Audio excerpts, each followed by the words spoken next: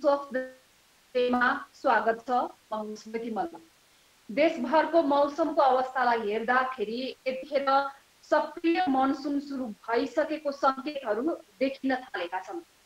Pre monsoon सुरु हुँदादेखि नै मौसम विभागले विशेष गरी यस पटकको मनसुनमा धेरै वर्षा हुने अनुमान बारम्बार गर्दै आइरहेको छ र त्यससँग सम्बन्धित विभिन्न सूचनाहरू पनि निकालिरहेको छ।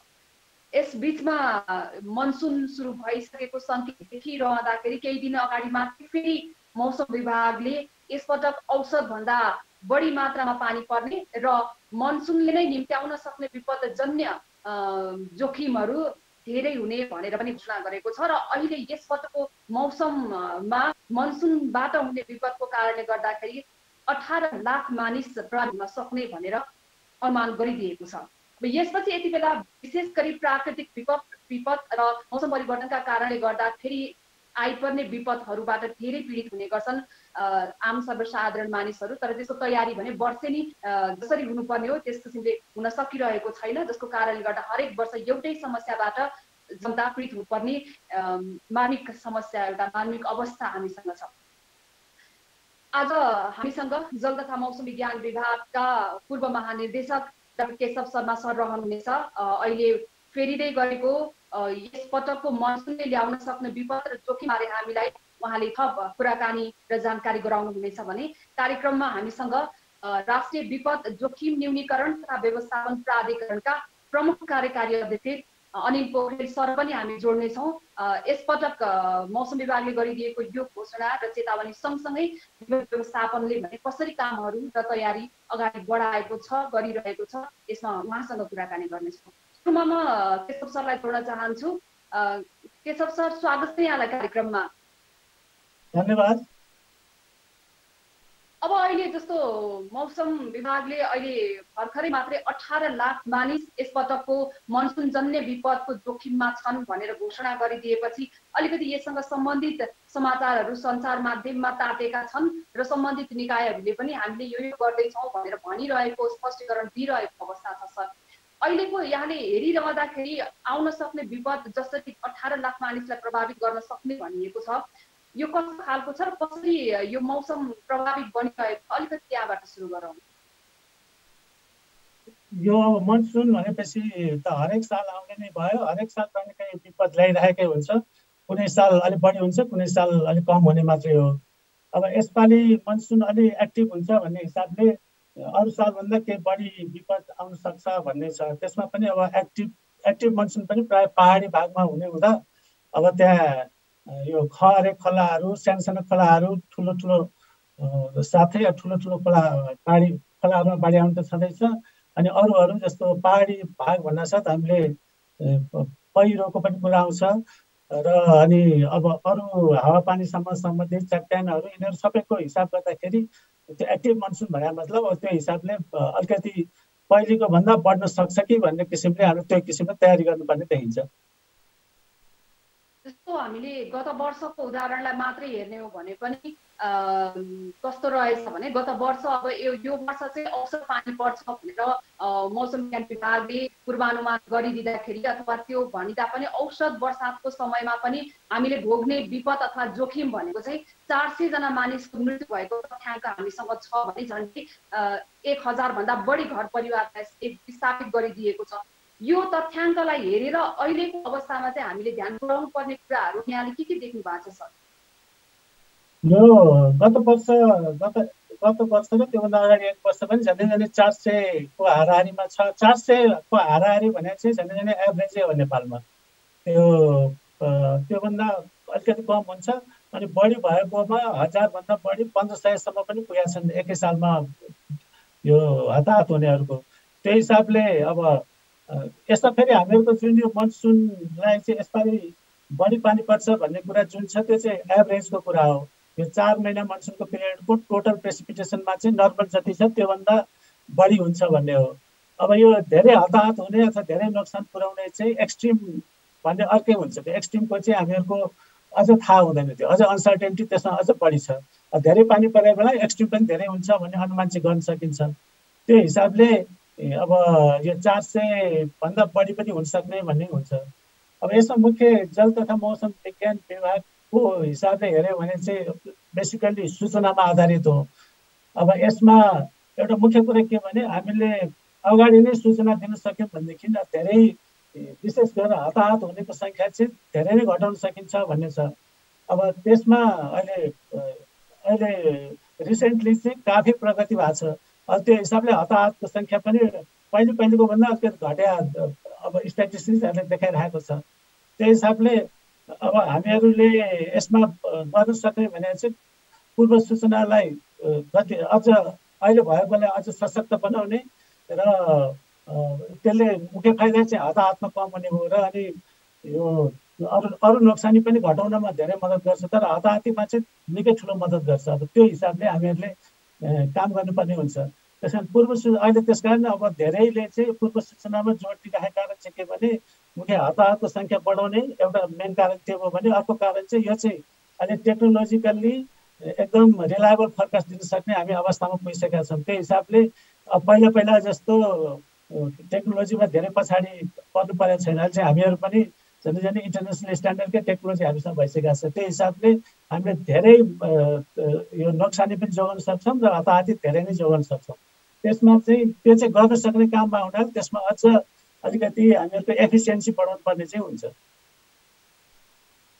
नेपालको सवालमा चाहिँ नेपालमा हुने विशेष गरी यस किसिमको मौसमको परिवर्तनमा प्रभाव पार्ने फ्याक्टर्सहरू चाहिँ विशेष गरी यो छन् भनेर हामीले अनुमान लगाउन सकिने अवस्था हुन्छ विभागले, अथवा हरेक वर्ष यो फरक किसिमको फरक प्रोबेबिलिटीका फ्याक्टर्सहरू पनि देखिने गरेका छन् सर?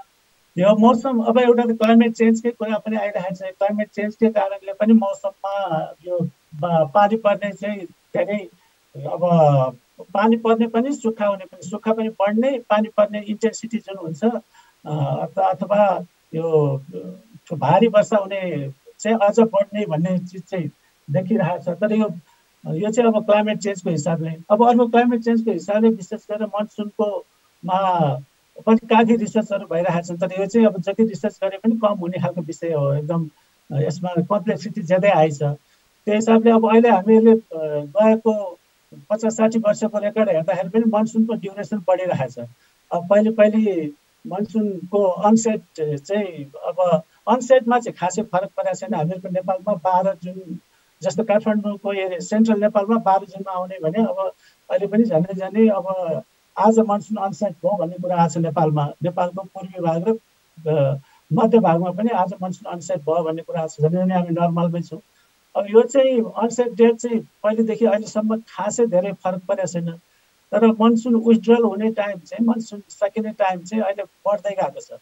पहिला 21 सेप्टेम्बरलाई हाम्रो नर्मल डेट भन्थ्यो भने अब अहिले अक्टोबर 3-4 तिर पुगिसकेको छ भनेपछि त्यो हिसाबले उतापट्टि चाहिँ बढेको छ।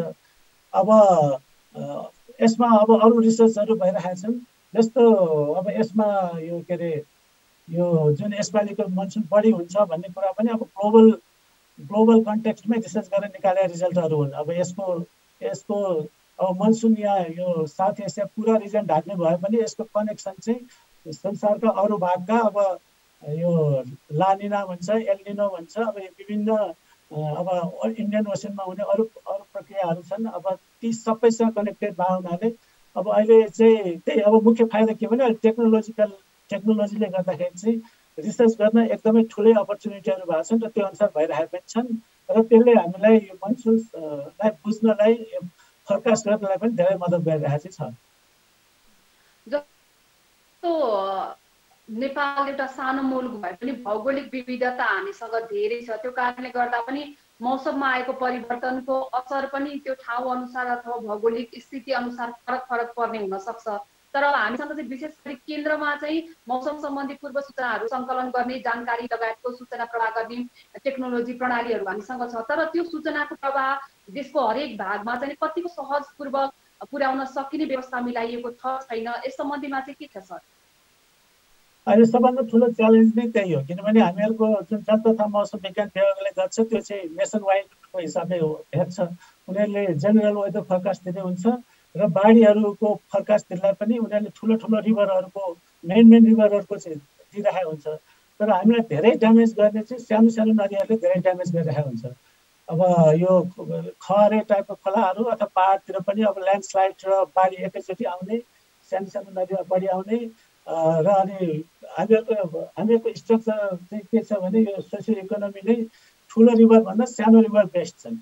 अब खेतीपाती लगाउने पनि सानो सानो रिभरहरूबाट पानी कुलोहरू गरेर लगाइरहेको हुन्छ भने बस्ती पनि सानो सानो रिभरकै नजिक हुन्छ। ठुल्ठुलो रिभरले भन्दा तिनीहरूले बढी ड्यामेज गरिरहेको हुन्छ। अनि त्यो चाहिँ सबभन्दा ठुलो च्यालेन्ज। अब त्यो चाहिँ हामीले लोकल्ली अब लोकल लेभलमा कसरी फोरकास्ट गर्न सक्छौँ अथवा यो नेसनल लेभलको फोरकास्टलाई लोकल लेभललाई काम लाग्ने गरी कसरी ट्रान्सलेट गर्न सक्छौँ भन्ने चाहिँ ठुलो च्यालेन्ज हो। अब अहिले त्यसमा चाहिँ जति काम हुनुपर्ने अब त्यो त्यति हुन सकेको छैन। अब हामीहरूले गर्नुपर्ने सबभन्दा ठुलो च्यालेन्ज चाहिँ त्यही हो। अहिले लोकल लेभलमा फोरकास्ट गर्ने टेक्नोलोजिकली सम्भव छ, टेक्नोलोजिकली सकिन्छ। भएको भूमिका र अनुभव अनुसार यहाँले आफ्नो अनुभव बाँडिदिनु भएको छ र विशेष गरी यस्ता किसिमका चुनौतीहरू अझै पनि हामी फेस गरिरहेछौँ भन्ने कुराहरू उजागर गरिदिनु भएको छ। यो महत्त्वपूर्ण समयको लागि धेरै धेरै धन्यवाद केशव यहाँलाई। हस्, थ्याङ्क यू अवसरको लागि धन्यवाद। जल तथा मौसम विज्ञान विभागका पूर्व महानिर्देशक डाक्टर केशव शर्मा सर यतिखेर जोडिनु भएको थियो। विशेष गरी यसपटकको मौसममा औसतभन्दा अधिक वर्षा हुने र त्यो वर्षाले निम्त्याउने मनसुनजन्य विपदको कारणले गर्दाखेरि कम्तीमा पनि 18 लाख मानिस प्रत्यक्ष प्रभावित हुने भनेर यो चेतावनी पुनः सूचना जारी भइसकेपछि मात्रै यससँग सम्बन्धित निकायहरू अब भने केही ताक्न थालेका हुन् कि भनेको जस्तो देखिएको छ। उनीहरूको समाचारहरू हेरेर मात्रै। पुनः स्वागत छ कार्यक्रम न्युज अफ द डेमा। आजको कार्यक्रममा हामीले अहिले देशभर मनसुन सक्रिय भइसकेका सङ्केतहरू देखिरहँदाखेरि यतिखेर जल तथा मौसम विज्ञान विभागले बारम्बार चेतावनी दिइरहेको छ यसपटक औसतभन्दा बढी वर्षा हुने र मनसुनजन्य विपदको कारणले गर्दाखेरि 18 लाख भन्दा बढी मानिस प्रत्यक्ष यसबाट प्रभावित बन्ने भनिरहेको छ। अब यो अवस्थामा सबैभन्दा महत्त्वपूर्ण भूमिका राष्ट्रिय विपद जोखिम न्यूनीकरण तथा व्यवस्थापन प्राधिकरणको नै हुन्छ। यतिखेर हामीसँग केही बेर अगाडि मात्रै जल तथा मौसम विज्ञान विभागका पूर्व महानिर्देशक डाक्टर केशव सर जोडिनु भएको थियो। उहाँले विशेष गरी मौसममा आउने यस किसिमका परिवर्तनका फ्याक्टर्सहरू के हुन सक्छन् र त्यसलाई कसरी मौसम सम्बन्धी जानकारी लगायतको कुराहरूलाई हामीले कसरी देशभर सूचना प्रवाह छिटोभन्दा छिटो गराउन सकिन्छ र यसबाट हुने जोखिमलाई न्यूनीकरण गर्न सकिन्छ त भन्ने कुराहरूमा जोड दिनु भएको थियो। अबको क्रममा म अनिल सरलाई स्वागत गर्न चाहन्छु कार्यक्रममा। राष्ट्रिय विपद जोखिम न्यूनीकरण तथा व्यवस्थापन प्राधिकरणका प्रमुख कार्यकारी अधिकृत अनिल पोखरेल सर, स्वागत छ यहाँलाई कार्यक्रम न्युज अफ द डेमा। हस्, धन्यवाद, नमस्कार। पछिल्लो समय विभागले दिएको सूचनाको कारणले गर्दाखेरि यो समाचार यतिखेर जताततै आइरहेको छ र जिम्मेवार निकायहरू यतिखेर प्रश्नमा पनि तानिनु भएको छ।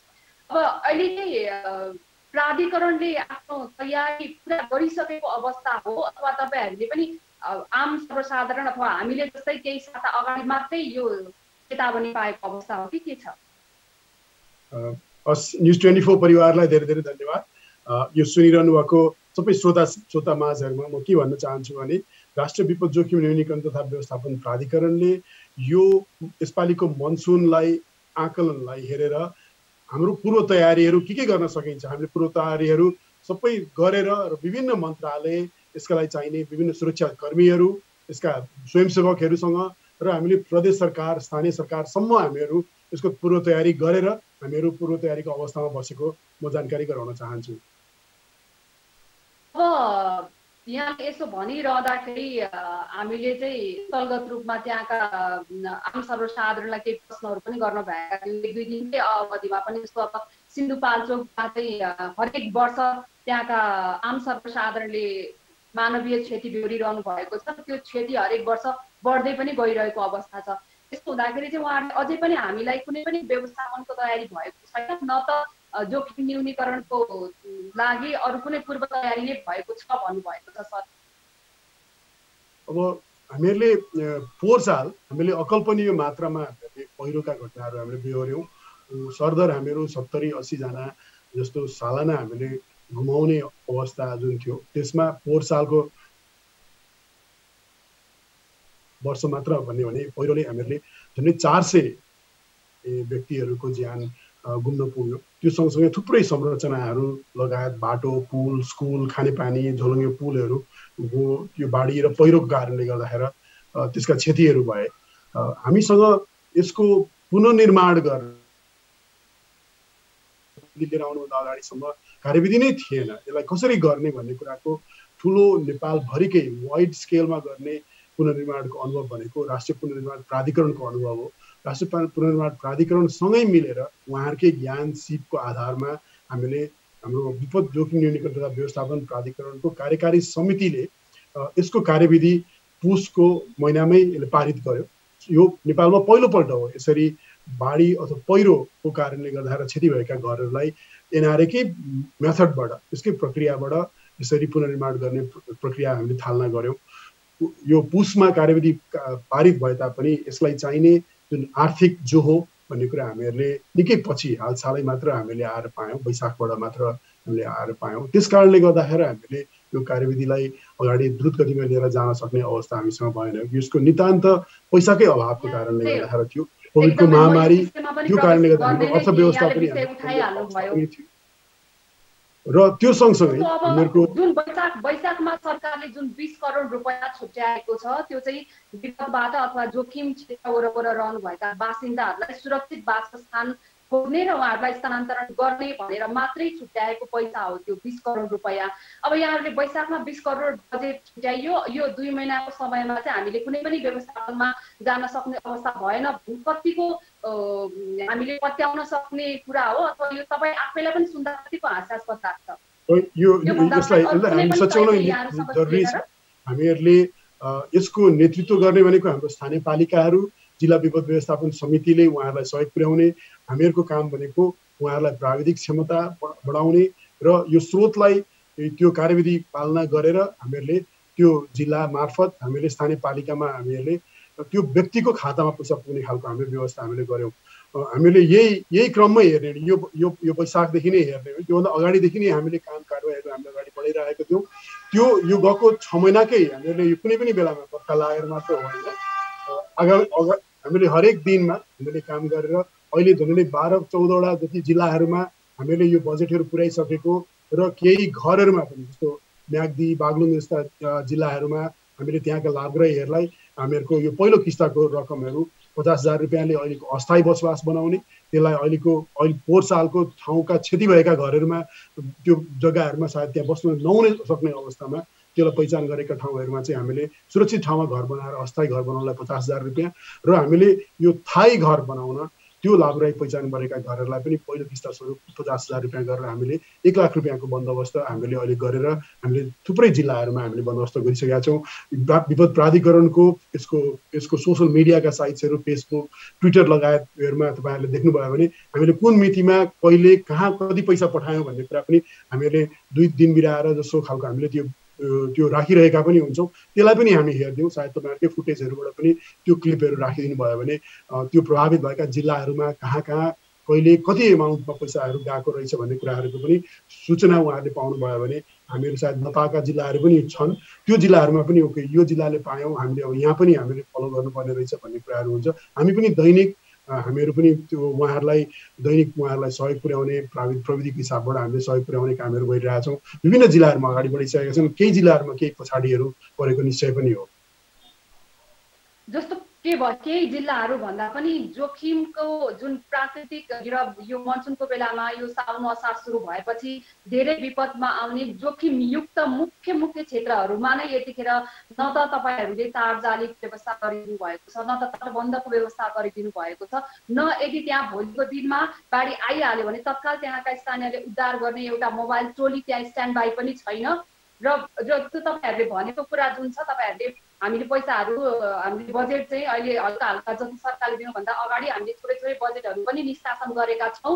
त्यहाँ चाहिँ विस्थापित यदि हुनुभयो भने उहाँहरूको वासस्थानको व्यवस्था पनि गर्नेछौँ भन्नुभयो। त्यो चाहिँ दोस्रो मात्रै पाटोको कुरो भयो। तर प्राइमेरी कुरा, प्राथमिकताको कुरामा त यहाँहरूले ध्यान दिन सक्नु भएन नि। त्यतातिर चाहिँ के गरिरहनु भएको छ भन्ने मेरो प्रश्न हो। हामीले के बिर्सिनु हुँदैन भने हामीहरूको संविधान र हाम्रो विपद जोखिम न्यूनीकरण तथा व्यवस्थापन ऐनले व्यवस्था गरे अनुसार यसको एकल अधिकार भनेको स्थानीय पालिका हो।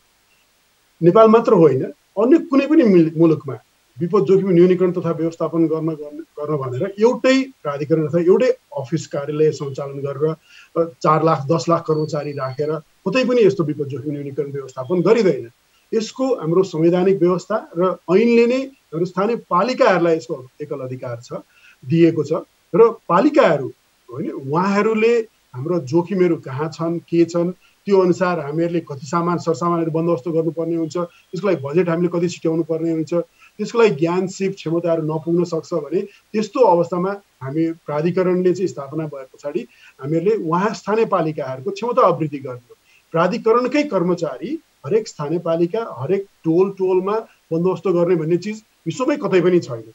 पालिकामा हामीहरूको यसको लागि चाहिने बन्दोबस्तीका सामानहरू सुरक्षित ठाउँहरू कहाँ कहाँ हुन सक्छन्, यसका सेफ सेल्टर एरियाजहरू कहाँ हुन सक्छन्, यस्तो सुरक्षित सेल्टर्सहरू छैनन् भने अहिलेको स्कुलहरू बन्द भएका अवस्थाहरू छन्, स्कुलहरूलाई प्रयोग गर्ने कुन स्कुल कुन बस्तीबाट कहाँ कति टाढा पर्छ भन्ने कुराको निर्क्योल गर्ने यसको एकल अधिकार नै स्थानीय पालिकाहरूको हो र स्थानीय निर्वाचित प्रतिनिधिहरूले गरेर पनि रहनु भएको छ। हामीहरू अहिले दैनिक आजै पनि हामीहरूको यो अपरेसन्स टोलीहरूले जहाँ जहाँ यसको कार्ययोजनाहरू बनाउनलाई हामीले मद्दत पुर्याउने, अहिले जस्तो हिजोको दिन हामीहरूले थप हामीहरूको प्रदेश नम्बर 1 बाट हामीलाई 1000 जति थप टेन्टहरू भयो भने हामीहरू अझै हामीहरू यसमा प्रभावकारी ढङ्गले हामी तयारी गर्न सक्छौँ भनेर उहाँहरूले त्यो कुराहरू राख्नुभयो। हामी दैनिक हामीहरू हरेक प्रदेश सरकारसँग पनि हामीहरू छलफल गरिरहेछौँ। हाम्रो कार्ययोजनामा अझै त्यो पहिले आएका टेन्टहरू लगायत अन्य सामग्रीहरू कहाँ कति पुर्याउन सकिन्छ, अहिले नै प्रिपोजिसनिङ कसरी गर्न सकिन्छ भनेर हामी दैनिक हामी जुमकै मार्फतबाट पनि यस्तै जुम अनलाइन माध्यमबाट पनि प्रादेशिक सरकार स्थानीय त्यहाँको सरकारहरूसँग मिलेर हामीले रौतहटको उदाहरण दिउँ, बाजुराको उदाहरण दिउँ, त्यस्ता खालका जिल्लाहरू र उच्च जोखिममा रहेका पालिकाहरू र मुख्य गरी प्रदेश सरकारसँग हामीहरूले त्यो छलफल गर्दै उहाँहरूसँग त्यहाँका सचिवज्यूहरूसँग त्यहाँका मन्त्रीज्यूहरूसँग अनि छलफल गरेर त्यसका सरसामग्रीहरू अझै पनि हामीहरूको अहिलेको साथी पल्लो कोठामा हामीहरूको टेन्टहरूलाई हामीहरूको प्रदेश सरकार प्रदेशमा पठाउने त्यो बन्दोबस्त गरिरहेका छौँ। त्यो हिसाबबाट हेर्ने भने हामीले मैले फेरि पनि म हजुरलाई अरूको च्यानलबाट म यो निवेदन गर्न चाहन्छु, यसको नेतृत्वदायी यसको प्रथम लाइन भनेकै हामीहरूको स्थानीय पालिकाहरू हो। उहाँहरूलाई हामीले सहयोग गर्ने हो। प्राधिकरणले पहिलेको जस्तो केन्द्रीकृत शासन प्रणाली जस्तो हामीहरूले एउटै संस्थामा हामी लाखौँ कर्मचारी राख्ने भन्ने चिज होइन। अब यो यस्तै अवस्था पूर्व तयारी गर्दै गर्दाखेरि पनि भोलिका दिनहरूमा यसका भारी पहिरोहरू आउन सक्छन्। त्यो अवस्थामा हामीहरूका 3टै सुरक्षा अङ्गका हाम्रा Nepal army, Nepal police, armed police force तैनाथहरू हुनुहुन्छ। उदाहरणको लागि लिउँ, हामीहरूले यो सिचुएसन आउन सक्छ। रौतहटमा सबभन्दा उच्च जोखिमका 4वटा गाउँपालिका जिल्ला विपद व्यवस्थापन समितिले त्यहाँ सँगै बसेर सबै सरकारवालाहरू सबैजना सँगै बस्नुभयो। उहाँहरू बसेर छलफल गरिसके पछाडि सबभन्दा उच्च जोखिममा रहेका गाउँपालिकाहरू पहिचान गर्नुभयो। त्यहाँ अहिले नै हामीहरू नेपाली सेनाको टोलीहरू त्यहाँ अहिले नै गएर तैनात गर्ने बन्दोबस्त उहाँहरूले निर्णय गर्नुभयो। त्यो मोबिलाइज भयो। चाहिने थप सामग्रीहरू अझै पनि अहिले पठाउने व्यवस्थाहरू त्यो पनि गरिरहेछौँ। त्यसरी यो स्थानीय पालिकाहरूले नै गर्ने, उहाँहरूको नेतृत्वमा गर्ने, निर्वाचित प्रतिनिधिहरूले गर्ने त्यो व्यवस्था हामीले अवलम्बन गरेको हुनाले हामीहरूले यसलाई केन्द्रीकृत शासन प्रणाली होइन, यो सङ्घीय सरकारको मोडलमा हामीले कसरी गर्ने भन्ने कुरा हजुरको टेलिभिजनको च्यानलबाट म यो चिज सबैलाई स्पष्ट गर्न चाहन्छु। हजुरलाई पर्टिकुलरली रिक्वेस्ट मेरो के पनि छ भने यो विधि नै हामीले अँगालेका हौँ। यो विधि अनुसार हामीले हरेक स्थानीय पालिकामा यसको क्षमता अभिवृद्धि गर्नुपर्छ। यसको लागि सरसामग्रीहरूको पहिले जोहो गर्नुपर्ने हुन्छ। हामीहरूको स्थानीय युवा युवतीहरूलाई हामीले ट्रेन गर्नुपर्ने हुन्छ।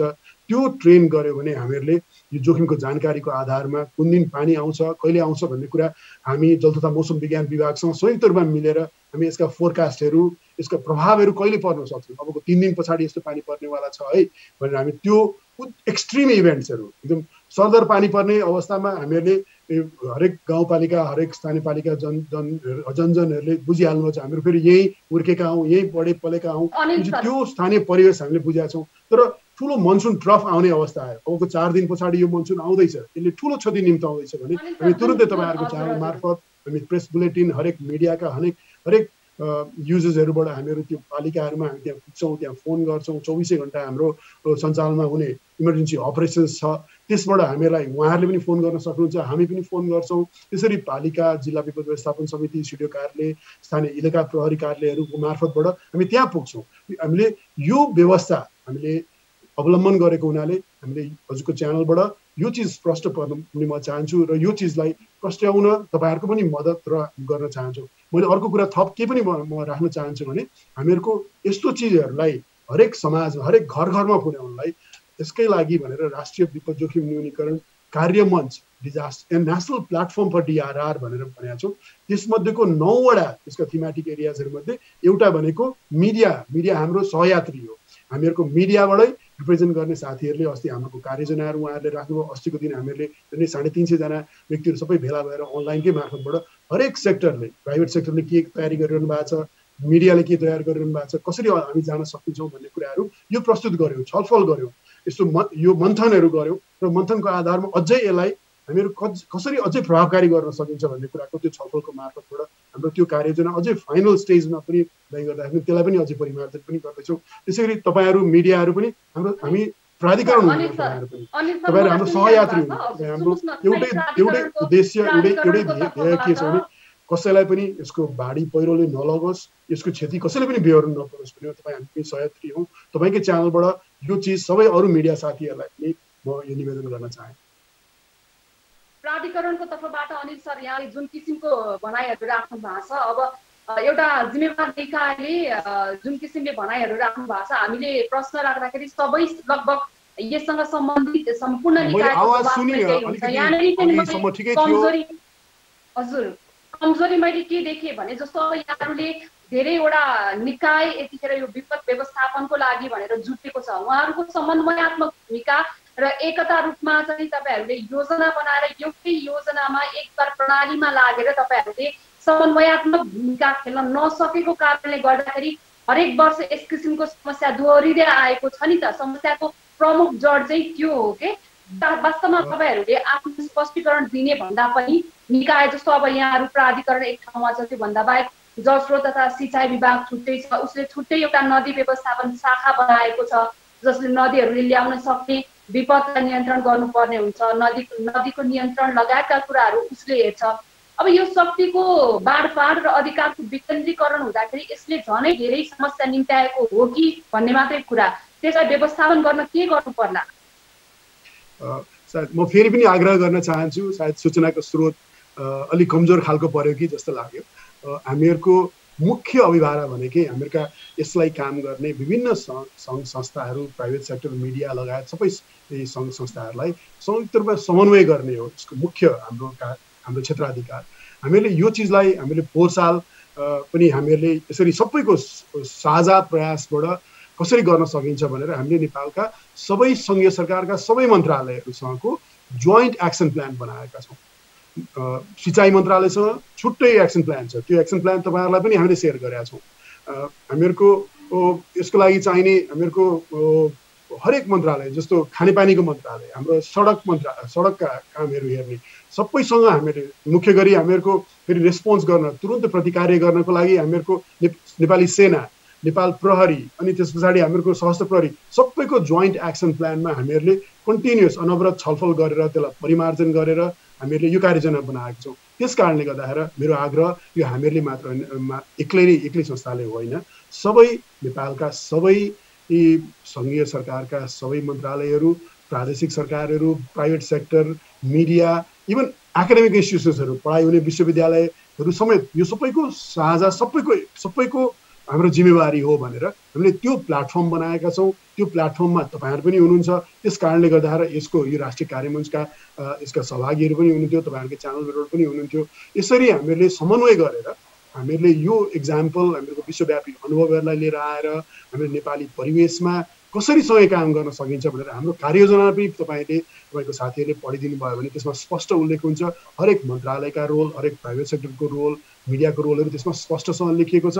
हामी त्यसैलाई छलफल गऱ्यौँ, विभिन्न माध्यमहरूबाट हामीहरूले यो यसमा छलफलहरू चलाएका छौँ। त्यस कारणले गर्दा यो सबैको कार्ययोजना हो।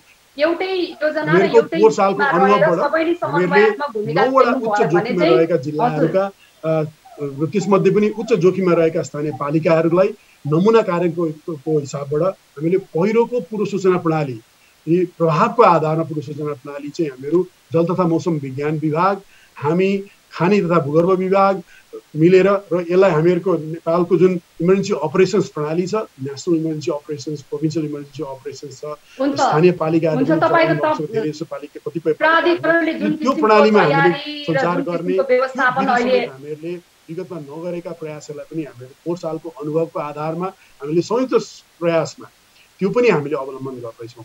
मैले यो चिज तपाईँहरूको टेलिभिजनको मार्फतबाट यो चिज मैले सेयर गर्न चाहेँ। हुन्छ, अब अहिले चाहिँ हामीले सबै निकायहरू सकेसम्म बढीभन्दा बढी समन्वयात्मक भूमिका गर्नमा नै जुटेका छौँ भनेर यहाँ आफैले भनिदिनु भएको छ। त्यसलाई हामीले सकारात्मक रूपमा पनि लिएका छौँ। अब अहिले चाहिँ अब करिब 1-2 महिनाको पछाडि हामीले विशेष गरी उच्च जोखिममा रहेका यी क्षेत्रहरूबाट अब आउने विपदहरूलाई रोक्नको लागि तपाईँहरू अब एकदमै स्ट्यान्ड बाई भएर बस्नु भएको छ भन्ने बुझ्दा हुन्छ। हामीहरूको यसैको लागि हामीले कार्ययोजना बनाएको छौँ। हामीले मुख्य गरी यो वर्षका चुनौतीहरू 4वटा, एउटा हामीहरूलाई यो बाढी मात्र होइन, पहिरो यही बेलामा आउँछ। यही बेलामा हामीहरूले कोभिडको दोस्रो स्ट्रेन हामीले झेलिरहेका छौँ। हुन त 2 हप्ताभन्दा अगाडि अहिलेको हामीहरूको स्थिति अझै अलिकति राम्रो छ, लकडाउन खुलिसकेको अवस्था छैन। यो सँगसँगै हामीले के पनि बिर्सिनु हुँदैन भने हामीहरूको गएको पुस माघ फागुन चैत वैशाख जेठ सुरु हुँदैसम्म पनि गर्दाखेरि हामीहरूको जाडोकै मौसममा पनि हामीहरूको कहाली लाग्दो तरिकाको डढेलो हामीले बेहोरेका छौँ। त्यो डढेलो पनि यसको लागि अर्को थप कारक हुनसक्छ बाढी तथा पहिरोको क्षतिलाई झन् बढाउनको लागि। त्यस कारणले गर्दाखेरि हामीहरूले यो 4वटा चिजको परिवेश र 4 सालदेखि हाम्रो थुप्रै कल कारखानाहरू बन्द छन्, विदेशमा हुनुभएका दाजुभाइ दिदीबहिनीहरू घर फर्केर आउनुभएको छ, रोजगारी कतिको गुमेको छ। त्यस कारणले गर्दाखेरि उहाँहरूको आर्थिक अवस्था पनि तल खस्केको अवस्था छ। त्यो अवस्थामा हामीहरू कसरी यसरी प्रभावकारी ढङ्गबाट हामीहरू योजनाबद्ध तरिकाबाट हामीहरू काम गर्न सक्छौँ भनेर हामीले यो योजनामा मात्र घनीभूत छलफल हामीले विभिन्न क्लस्टरका माध्यमबाट यसका लागि चाहिने दाता राष्ट्र, संयुक्त राष्ट्र सङ्घ लगायत थुप्रै सङ्घ संस्थासँग हामीहरूले झन्डै यो गएको 100 दिनसम्म हामीले यसैको छलफलमा हामीले हरेक मन्त्रालयसँग बसेर त्यसरी योजनाहरू बनाएर हामीहरू कार्ययोजना त्यसरी लिएर आइपुगेका छौँ। अब यसलाई हामीहरूको अहिलेको स्टेज भनेको अब यो अन्त्यमा छौँ, समय धेरै छैन। यसले अनिल सर, हामी अन्त्यमा छौँ, समय धेरै छैन। समृद्धिको अगाडि बाटो लिएर आउने समय पनि यही नै हो। हामीहरूको बर्खाले गर्दाखेरि हामीहरूको पानी पर्ने, त्यसले गर्दाखेरि खेतीपाती भित्र्याउनलाई यसको मेन बेला नै यही हो। यो मनसुन राम्रो भएको खण्डमा हाम्रो इकोनोमी पनि राम्रो हुन्छ। तर यही बेलामा पानीका एक्सट्रिम इभेन्ट्सहरू, पहिरोका एक्सट्रिम इभेन्ट्सले यही बेलामै क्षति पनि लिएर आउन सक्ने सम्भावनाहरू उत्तिकै राख्छ। त्यसको लागि हामीहरू चुस्त रूपमा पूर्व तयारी भएर 4 सालका अनुभवहरू, विश्वव्यापी अनुभवहरू लिएर र हामीहरूको यो कोभिडको महामारीको बावजुद पनि हामीहरू कसरी हामीहरू आफूलाई सुरक्षित राखेर हामी जनसमुदाय र यसका संरचनाहरूलाई कसरी सुरक्षित राख्ने भन्ने हिसाबबाट हामीले पूर्व तयारी गरेका छौँ। मैले यो तपाईँहरूको टेलिभिजनको मार्फतबाट यो चिज सबैलाई सेयर गर्न चाहेँ। धन्यवाद यहाँलाई समयको लागि। हामीसँग राष्ट्रिय विपद जोखिम न्यूनीकरण तथा व्यवस्थापन प्राधिकरणका प्रमुख कार्यकारी अधिकृत अनिल पोखरेल यतिखेर जोडिनु भएको थियो। उहाँले हुन त हामीलाई प्राधिकरणको तर्फबाट हामीले सक्दो समन्वयात्मक भूमिका खेलेका छौँ र यतिखेर पहिलेको तुलनामा सम्पूर्ण आवश्यक पूर्व तयारीहरू पुरा गरेको अवस्था छ र सकेसम्म उच्च जोखिममा रहेका ती क्षेत्रहरूलाई जोखिमबाट र आइपर्ने विपदबाट जोगाउनको लागि सुरक्षाकर्मीदेखि लिएर हरेक पूर्व तयारीहरू हामीले एकदमै तयारी अवस्थामा राखेका छौँ भनेर भनिरहनु भएको छ। यद्यपि त्यो चाहिँ व्यवहारिक रूपमा भने देखिएको छैन। केही दिन अगाडि मात्रैको अवस्थालाई हेर्ने हो भने उच्च जोखिममा रहेका यी क्षेत्रहरूमा न त कुनै पूर्व तयारीका कामहरू थालिएको छ, न त त्यहाँ सुरक्षाकर्मीहरू नै पुगेको अवस्था छ र विशेष गरी अझ सबैभन्दा बढी समस्या देखिने सीमावर्ती क्षेत्रहरूमा अझै पनि त्यहाँको सीमावर्ती क्षेत्रहरूमा भारतीय तर्फबाट आउने अवरोध र विभिन्न किसिमका ती अवरोधहरूको कारणले गर्दाखेरि त्यहाँ सीमावर्ती क्षेत्रमा तयारीहरू थाल्दै सकिएको अवस्था छ। त्यहाँको जनताले बारम्बार त्यो दुखेसो गरिरहेको अवस्था छ। यो गुनासोको बिचमा यतिखेर हामीसँग यतिखेर मनसुन भित्रिसकेको अवस्था छ, मनसुनको सङ्केतहरू देखिसकेको छ र विगतभन्दा 12 गुणा बढी यो वर्ष मात्रै 12 गुणा बढी डढेलोको जोखिम भइसकेको अवस्था छ। त्यो क्षति हामीले बेहोरिसकेको अवस्थामा प्राधिकरणले जति नै सुकै सकारात्मक कमिटमेन्टहरू गरे तापनि व्यवहारमा त्यसलाई उतार्न भने अझै पनि ठुलो चुनौती देखिएको छ। सम्बन्धित निकायले त्यसमा ध्यान पुर्याओस् र सम्बन्धित सम्पूर्ण निकायहरूले समन्वयात्मक ढङ्गबाट परिणाममुखी भूमिका खेल्न सके मात्रै आइपर्ने यस किसिमका प्राकृतिक विपदहरूलाई न्यूनीकरण गर्न सकिने अवस्था बन्नेछ। आजको लागि कार्यक्रम स्व अपडेटको समय सकिएको छ। टेलिभिजन हेर्दै रहनुहोला। नमस्ते।